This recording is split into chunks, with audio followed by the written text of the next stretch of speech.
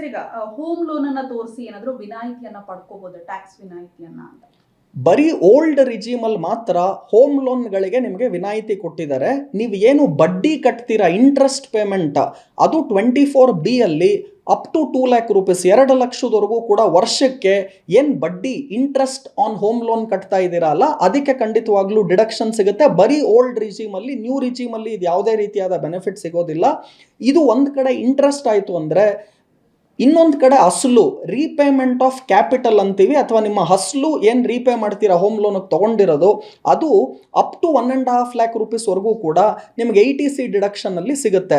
ಆದರೆ new tax ರಿಜಿಮಲ್ಲಿ ಅಸಲು repayment ಆಗಲಿ ಅಥವಾ ಬಡ್ಡಿ ರೀಪೇಮೆಂಟ್ ಆಗಲಿ ಯಾವುದೇ ಹೊಸ ಬೆನಿಫಿಟ್ಸ್ಗಳು ನಿಮಗೆ ನ್ಯೂ ಟ್ಯಾಕ್ಸ್ ರಿಜಿಮಲ್ಲಿ ಸಿಗೋದಿಲ್ಲ. ಯಾಕೆ ಅಂದರೆ already up to 12 lakh rupees ನಿಮಗೆ ಏನು ಎಕ್ಸಂಪ್ಷನ್ ಲಿಮಿಟನ್ನೇ ನಿಮಗೆ ನೋ ಟ್ಯಾಕ್ಸಿಗೆ ಬರ್ತಾ ಇದೆ, ಅದಿರೋದ್ರಿಂದ ಬರೀ ಓಲ್ಡ್ ಟ್ಯಾಕ್ಸ್ ರಿಜಿಮಲ್ಲಿ ಮಾತ್ರ ಈ ಹೌಸಿಂಗ್ ಲೋನ್ ಇಂಟ್ರೆಸ್ಟ್ ಮತ್ತು ಪ್ರಿನ್ಸಿಪಲ್ ಮೇಲೆ ಬೆನಿಫಿಟ್ ಇದೆ ಹೊರತು ನ್ಯೂ ಟ್ಯಾಕ್ಸ್ ರಿಜಿಮಲ್ಲಿ ಯಾವುದೇ ರೀತಿಯಾದಂಥ ಬೆನಿಫಿಟ್ ಇಲ್ಲ.